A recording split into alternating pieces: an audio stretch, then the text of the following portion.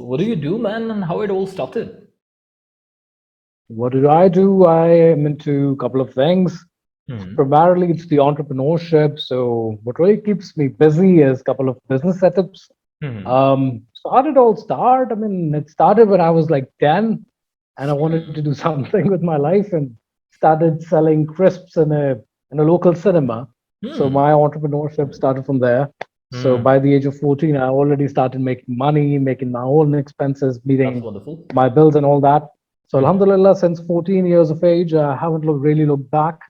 I'm Hmm. 39 now, so yeah, it's around pretty 15 to 16 years of entrepreneurship. So That's yeah, wonderful. that's what I do. And your name is Imtinan. What does that mean? It's a very unique Imtinan. name. Imtinan means ehsan karne wala, the person who blesses others. All right. So just as you have mentioned that you are doing so many businesses, would you please name a few of those? One of our companies is called DSI Consulting. We're a management consulting firm. So we help local NGOs, international NGOs, and donor organizations Hmm. within the Asia region, Hmm. in Pakistan, South, Sudan as well. So Hmm. what we do for them is we provide research and training services for them. Perfect. So that's our specialty. We conduct projects for them. We also Hmm. implement projects for them sometimes in Hmm. some projects. So yeah, Hmm. that's our forte. Hmm. So this is where DSI's place is. You can probably classify that as a B2B business, Hmm. while as a for-profit organization, we're helping them implement their projects in various development countries. Hmm. So that's one thing we do. The other thing we have, we are into real estate as well, Hmm. but primarily on our own portfolio of things. So we run that company as Basera. So Hmm. Basera handles our own portfolio and also some of our clients. Hmm. So that's what we do. Then the third venture is into e-commerce. So Hmm. we create a few e-commerce setups, we sell them, then we create another one, then we sell them. Hmm. So yeah, that's what we do. Then we are into e-learning. We are the only organization in Pakistan at the moment who is developing e-learning portals Hmm. for various corporate sector organizations as well, and Hmm. for various donors in the country too. And That's now we are launching our B2B platform as well. hmm. So yeah, That's so wonderful. into a couple of things really. Hmm. So just as you mentioned that you started selling crisps in the cinema at the age of 10, how about your education? I mean, Yeah. how did you manage your studies and everything? I really don't know. Maybe it's how I'm wired or how things really work for me. Hmm. I personally think that a person is able to achieve so many things in his or her own life. Perfect. So I classify things as that how productive your day is. So in Hmm. every way, shape, or form in our corporate lives or in our personal lives, this is what we Hmm. focus on, and this is what I say to my family, to my teams, to any youth member that I get these days, that you just need to see where the operational efficiency is, how you can Hmm. make your systems, your life more efficient. So from the very childhood, I wanted to achieve so many things in one particular day. So if Hmm. your day is productive, this is something that a person should ask themselves Hmm. before going to bed, before they hit their bed. They should ask what they've accomplished in the whole day. If they have done a lot of things, they're happy, they're satisfied with the day and how their day unfold. So that's great. If it's not, you can certainly go for more. And Hmm. that is something that just kept me pushing and kept me going more for more. And eventually, Alhamdulillah, I've achieved a lot. The Hmm. point is that I have been managing my studies at that very childhood. I've been Hmm. managing my studies, my education, my extracurricular activities, and much more, really. I remember that at the college, I Hmm. was already running two business ventures. Hmm. I was the All Pakistan debater. I represented my college in Pakistani debates around the country.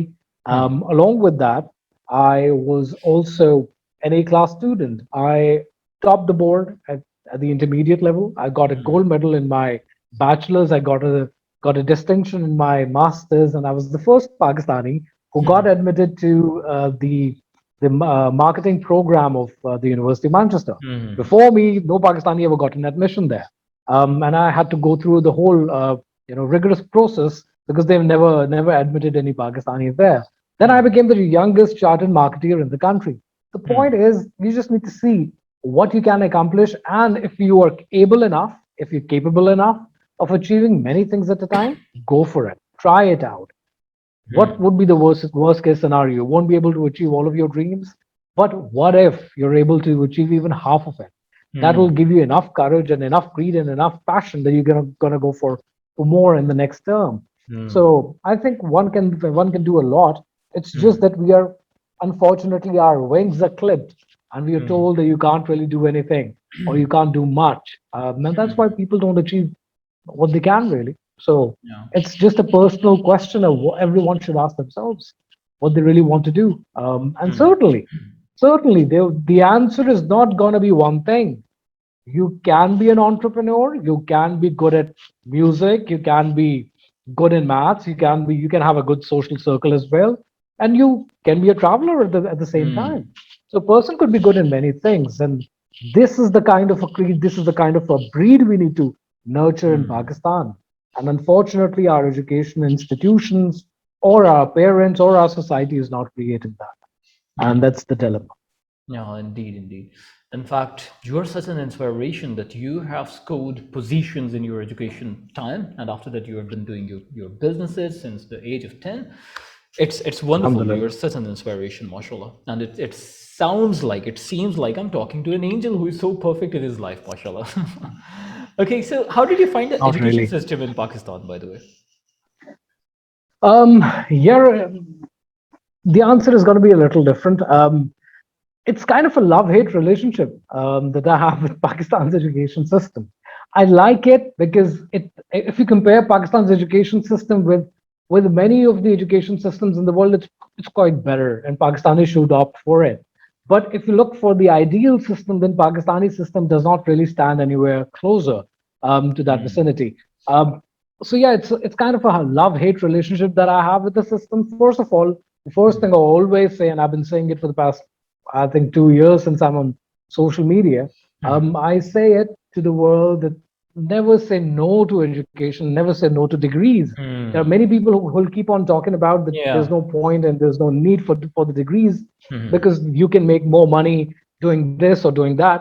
The point is, Hmm. degrees don't really just teach you how to make money. Yeah. A person would Indeed. eventually learn how to make money in his or Hmm. her life. You'll Hmm. end up making the money which is there in your luck. So it's Hmm. not the question about making money. It's the question, there's so many things that you actually learn in an education system. Hmm. You learn how to collaborate. You learn how to work with different personalities. Hmm. You learn how to fail. You learn Hmm. how to succeed. So there's so many things that the whole system actually teaches you. So first and the foremost, go for the degrees, because Hmm. eventually, if this get rich quick scheme, which is normally always given as an argument or as an alternative to education system in Hmm. Pakistan, if that thing doesn't really work for you, at least you've got a degree that you can fall back on. Hmm. So at least that degree is going to help you in landing just some job, True. be it a freelance job or be it a full-time job. At least you've got something at your hand, rather than just having something in the air which is an artificial hoax and it doesn't really normally work. Hmm. So it's better to have a degree first and the foremost thing is there. Hmm. The second is, yes, Pakistan's education system needs a lot of improvement in every way, shape, or form. We need to improve that system because eventually this system is certainly giving you the degrees. It's Hmm. not giving you the education that is needed. Rather, that learning environment is missing. Hmm. And it doesn't really start from the students. It actually starts from the teachers. Hmm. When you and I let me quote one of our clients. I won't be naming them. It's an international organization, and we did a research for them in Pakistan, Hmm. and the topic was very interesting. How you can attract quality students into teaching, Hmm. and that's what the problem is in Pakistan. Hmm. Any person who's good in his or her education would opt to go out or try CSS or try Hmm. something else or be an entrepreneur, but eventually would not really like to be a teacher because the Hmm. salaries of teachers in Pakistan are not that good. So once you do not Indeed. have the quality teachers, how can you expect that the students are going to be any better? First, you Hmm. need to hire Mir Hassan. then you can expect that these pupils are going to be Iqbal. So you cannot expect an Iqbal out of a not made Hassan person. So that's where the dilemma is. So first we need to fix the teachers.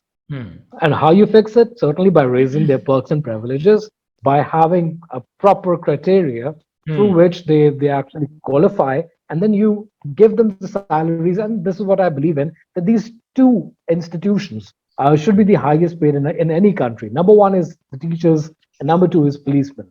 So, and unfortunately, these are the two where the budget cuts actually happen. So we need to fix the education system by fixing the teachers first. Perfect. Then what we need to do is we need to provide the exposure. Our students are good at their learning abilities, but they do not have the exposure what really happens outside the world, outside in the market or outside your country. I remember a long time ago, I wanted to start a venture. I was very young, and when you're young, so Farhan, at that time, it's a lot of energy, and you think that you can win the world. And I started pitching various investors, and I met a Korean investor, and he gave me the lesson of life. He said that, have you traveled abroad? And I was hardly 11 years old. And I said, no, I haven't. He said, you know what? I do not invest with people who haven't really traveled that much. And I asked him the reason. Why do you do that? And he said that the ideas or the ventures that you're working out on are the ones who are either very successful or are the failures around the world, and you do not know about that. So you need to have that exposure. Unfortunately, in our country, at our country right now, at our educational institutions, we do not provide that exposure. A student would not know how things actually work in the US or the problems the US or European systems have. So give them practical examples and practical case studies to solve. So, for example, you're learning metallurgy or physics or chemistry, then do not just cram the chemical compositions of it. Rather, give them a practical example or a practical case study that there's a tanker of XYZ company and it's losing 3% gas on every trip that it actually performs. So how are you going to fix it? Now look at the chemicals and actually go out and fix it. Now they'll learn how the practical world really works. In Pakistan, there's a lot of divide between academia and the industry, and that needs fixing. So first you need to fix the teachers, then you need to fix the exposure. Once these two things are fixed, then certainly there would be a lot of value for your degrees. And eventually when everyone goes for the education, the degrees would have value, and at the same time, people who are getting those degrees would get the jobs because there's a substance in them. Right now, there's no substance in our education, and that substance needs to be fixed. Yeah, perfect. So you have given me two key factors. Number one, that we need to work on teachers. Specifically, we need to work on the development on the salary side. And number two, we have to give exposure to the student.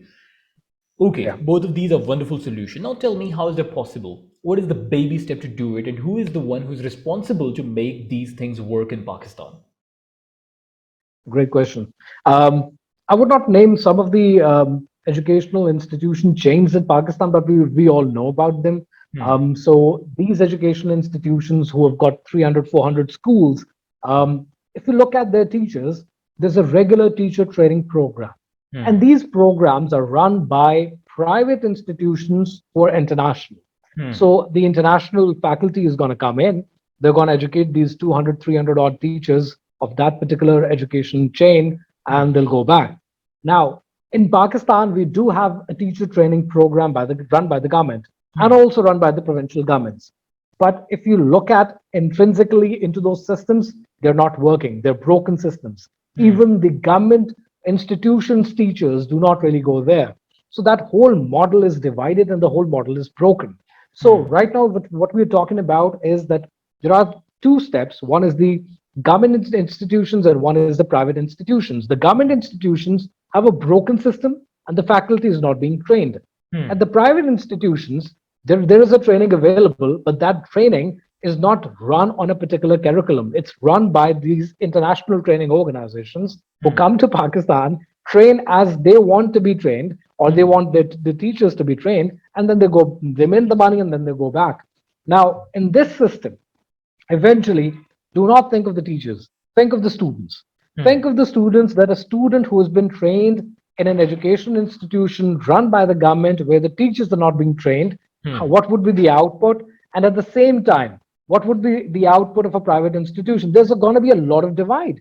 It's not going to help your society to grow eventually.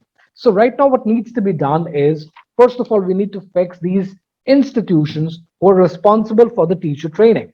So, these institutions need to be robust, they need to have a comprehensive curriculum, they should not be run by the open university, and the government should focus on teacher training as much as the current government is focusing on a single national curriculum.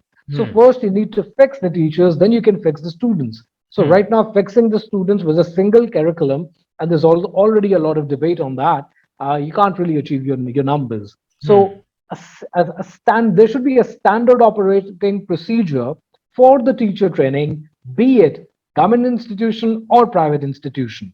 Once you have the same caliber of teachers, then you can expect that there's going to be a monotony between government institution and between a private sector institution.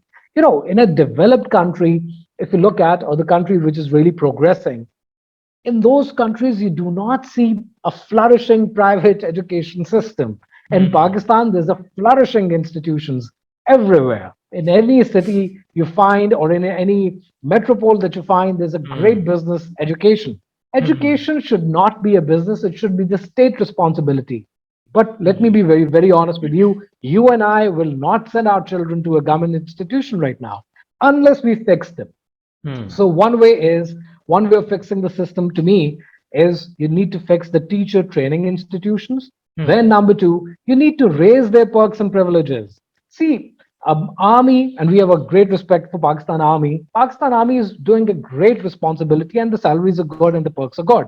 Likewise, PIA, Pakistan International Airlines or Pakistan Railway, the employees are very well taken care of. But when it comes to education, and there are hardly 100,000 teachers in Pakistan, or 110,000, according to the recent survey. You just need to fix these 110,000 people, and the whole country will be fixed. I remember somebody asked George Bernard Shaw once that how you're going to fix the education system. And he said, first fix the teachers and fix the mothers. If a mother is educated, the child would eventually be educated. So right now, we need to fix the teachers. We need to raise their perks and privileges and give them good incentives to be into teaching, so that we can attract the quality people, a quality student into education, into teaching. And along with that, there are many things that the education institutions can do, and also the government can do. So first of all, single national curriculum for the teachers as well, so that there's no divide between a government and a private institution. And also something which is highly neglected, and we expect, and I expect, that the current government should do about something about that. Even in India, I'm not talking about all the developed countries, even in India, there's a fixed regulation that says that every corporate organization should be spending 2% of their profits into corporate social responsibility. Now, CSR fund is highly neglected. It's voluntary in Pakistan, so there's no law that says you have to. It's not mandatory. It's voluntary. If they want to do it, they want to do it. Now, what needs to be done is that there are two problems in Pakistan when it comes to taxation. Number one, the corporate wants the CSR to be there so that their taxes can be lowered. And also, not the corporate, but the business community, be it right now I'm sitting in Islamabad, so the business community of this particular sector would also want their taxes to be lowered. So why don't we let them, the business community and the corporate sector, adopt a government school, where they're responsible for the furniture and fixture and also the teachers' salaries. Because now this community is going to send their kids to a government institution. So they would love the education institution to be fixed. So private sector should be neglected in here. I'm not saying that kill all the private sector. There'll always be a private sector. Even in the UK and in the US, there are grammar schools. So private sector is always going to be there.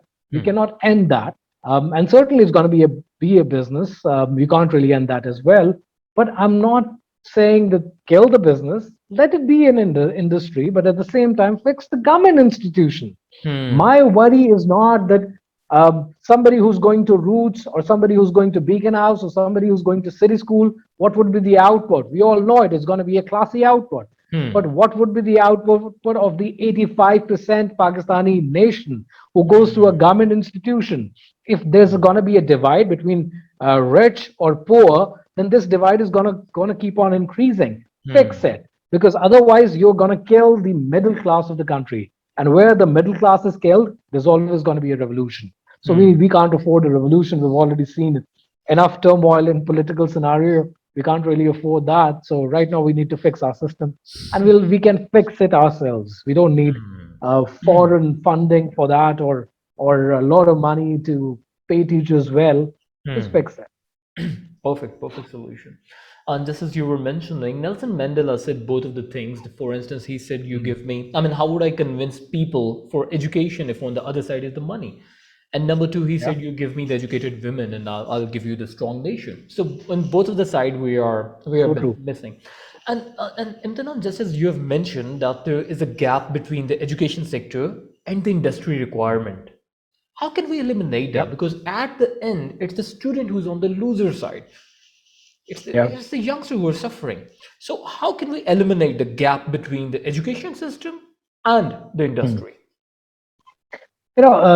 Two ways to answer this question. One is I was sitting with the HR head of a leading organization in Pakistan. I can't name them right now, but he said that in our advertising, in our Hmm. ads, recruitment ads, we can't really say that Federal Urdu University or students from Ulama Iqbal Open University should not apply. We can't really say that, Hmm.